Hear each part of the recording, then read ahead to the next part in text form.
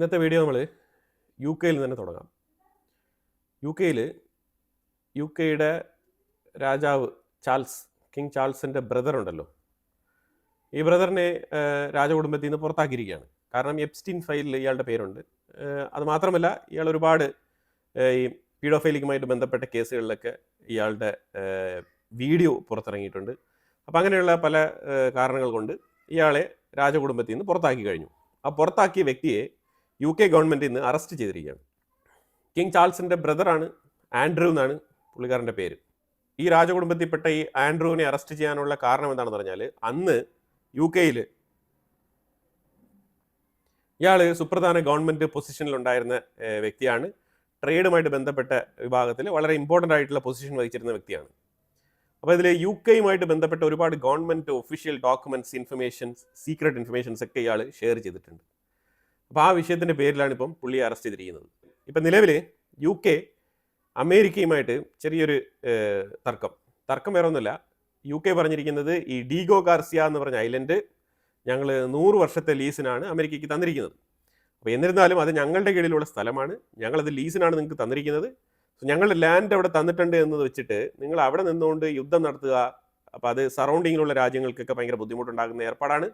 അപ്പോൾ അതുകൊണ്ട് അത് നീണ്ടകാലം ഇങ്ങനെ തരാനും അതിൽ നിന്നും യുദ്ധങ്ങൾ നടത്താൻ പാടില്ല എന്നുള്ളൊരു മുന്നറിയിപ്പ് യു കെ കൊടുത്തിട്ടുണ്ട്. അതായത് ഇറാനെ ആക്രമിക്കാൻ വേണ്ടിയിട്ട് ഈ ഡീഗോ ഗാർസിയ എന്ന് പറഞ്ഞ ഒരു ഏരിയ കൃത്യമായിട്ട് അമേരിക്ക ഉപയോഗിക്കുന്ന ഈ ഒരു സാഹചര്യത്തിലാണ് യു കെയുടെ പക്കൽ നിന്നും ഇങ്ങനെ ഒരു പ്രസ്താവന പുറത്തു വന്നിരിക്കുന്നത്. അപ്പം ഇതിനു വേണ്ടിയിട്ട് രഹസ്യമായിട്ട് അമേരിക്ക ഇപ്പോൾ യു കെയുമായിട്ട് ചർച്ച നടത്തുന്നുണ്ട്. അതായത് ഡീഗോ ഗാർസിയ മാത്രമല്ല, അമേരിക്ക പല ബേസുകൾ ഉപയോഗിക്കുന്നുണ്ട്. പക്ഷേ ഇങ്ങനെ അമേരിക്കയ്ക്കെതിരെ യു കെ തന്നെ ഇങ്ങനെ നിലപാടെടുക്കുമ്പോൾ, നാറ്റോ മെമ്പറായിട്ടുള്ള യു കെ തന്നെ ഇങ്ങനത്തെ നിലപാടെടുക്കുമ്പോൾ, 5 ഐസിലെ ഒരു രാജ്യമായിട്ടുള്ള യു കെ തന്നെ അമേരിക്കയ്ക്കെതിരെ ഇങ്ങനത്തെ നിലപാടുകൾ എടുക്കുമ്പോൾ, മറ്റുള്ള മിഡിൽ ഈസ്റ്റ് രാജ്യങ്ങൾ ഇതിനെ ചേർത്ത് പിടിച്ച് അവരും ഞങ്ങളുടെ ബേസുകൾ ഉപയോഗിക്കരുത് എന്നൊക്കെ പറഞ്ഞ് തുടങ്ങിക്കഴിഞ്ഞാൽ അമേരിക്കയുടെ കാര്യം അവതാളത്തിലാവും.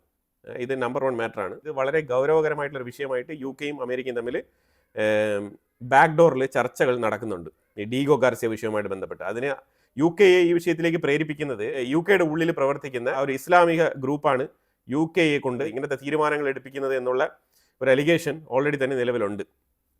അതൊരു പരിധിവരെ സത്യം കൂടിയാണ്. നമ്മളിപ്പോൾ അമേരിക്ക എന്തെല്ലാം നീക്കങ്ങളാണ് നടത്തുന്നത് എന്നുള്ളതൊക്കെ നമ്മൾ ഒരുപാട് വീഡിയോകളിൽ പറഞ്ഞു കഴിഞ്ഞു. ഇനിയിപ്പോൾ ഇറാൻ എന്തെല്ലാം നീക്കങ്ങളാണ് നടത്തുന്നത് എന്ന് പറഞ്ഞു കഴിഞ്ഞാൽ, ഇറാൻ ഇന്നലെ റഷ്യയോടൊപ്പവും ചൈനയോടൊപ്പം ചേർന്ന് ആ ഗൾഫ് ഓഫ് ഒമാൻ ഏരിയയിൽ വലിയൊരു നേവൽ ഡ്രില്ല് തന്നെ നടത്തിയിട്ടുണ്ട്. അതിനെ തുടർന്ന് ഈ സ്ട്രേറ്റ് ഓഫ് ഹോർമോസ് എന്ന് പറഞ്ഞ ഏരിയയിൽ വളരെ തന്ത്രപ്രധാനമായിട്ടുള്ള മേഖലകളിൽ Iran എയർബേസുകളുണ്ട്.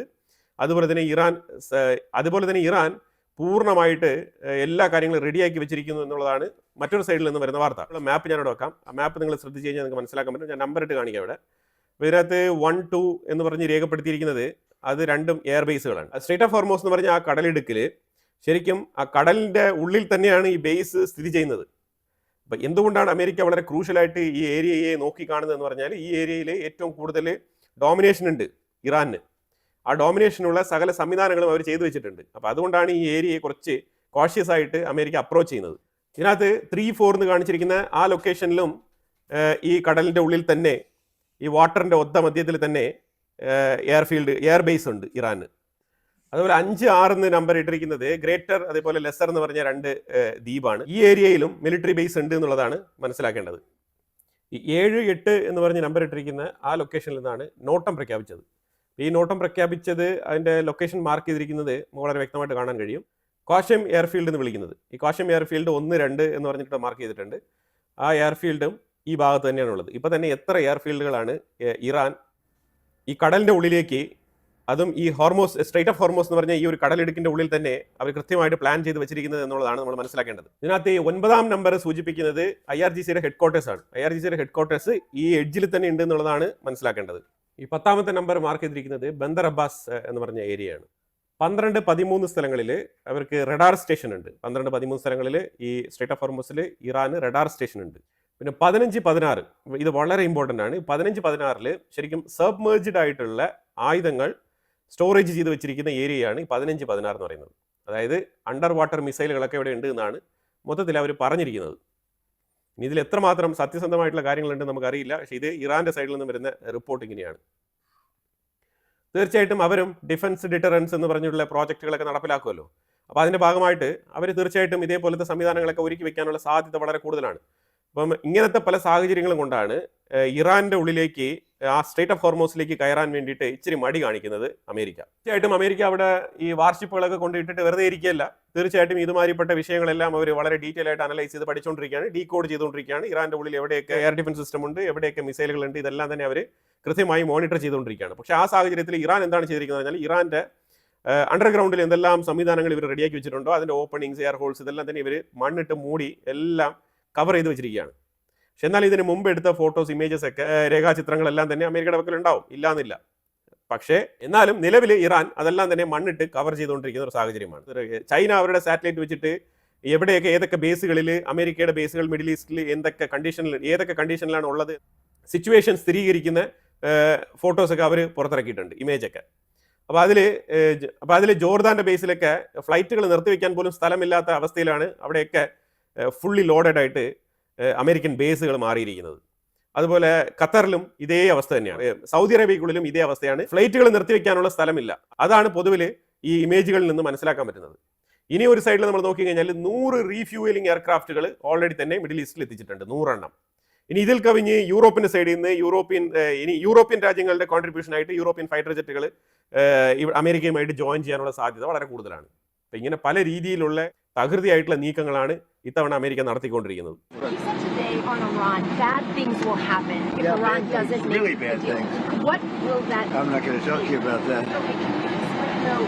What is the goal if there is a U.S. military strike? Well, we're going to make a deal, or we're going to get a deal one way or the other. But with a military strike, is it to wipe out their nuclear program? I'm not going to talk to you about that, but we're either going to get a deal or it's going to be unfortunate for them. And you said today 10 days. Have you given them a deadline firm to make a deal? I would think that would be enough time, 10, 15 days, pretty much maximum.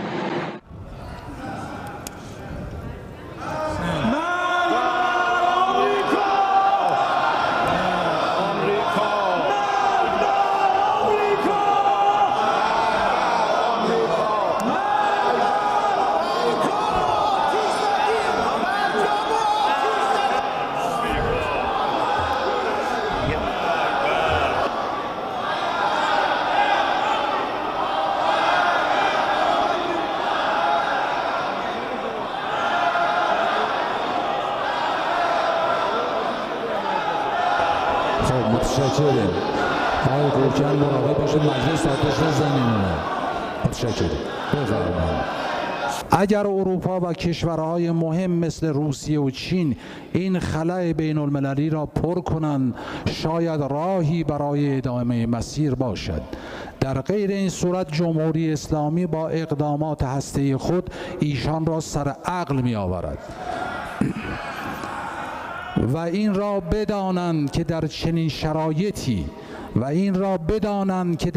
شرایطی ایران هیچ تعهدی ندارد که در جایگاه گذشته خود در مسئله هسته‌ای قرار بگیرد.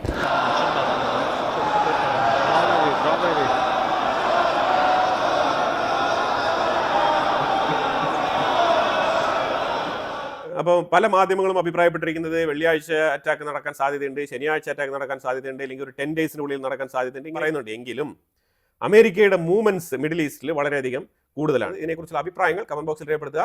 കൂടുതൽ വാർത്തകളുമായിട്ട് അടുത്ത വീഡിയോയിൽ വരാം. Thank you so much.